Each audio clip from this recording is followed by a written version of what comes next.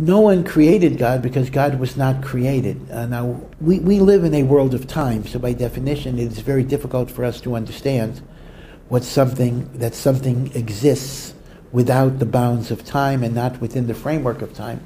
But time itself is a function of matter, and indeed, Albert Einstein so described the time-space continuum, in which time and space are really interlinked, and space, of course, is also a function of matter and the like.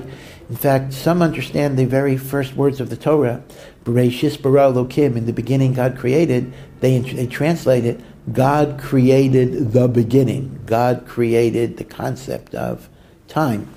So it's very hard for us within our framework of temporality to understand a being without time. It's not just, in fact, even to say forever, eternity, that's not quite describing it, because eternity is also a dimension of time. This is something that's a totally different kind.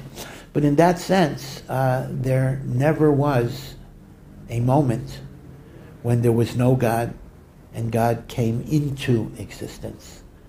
God was, indeed, the name of Hashem that we do not pronounce, the four-letter name of God, the Yud and the Hey and the Vav and the Hey, the Tetragrammaton, basically means He was, He is, He will always be. That notion is the very essence of God's nature.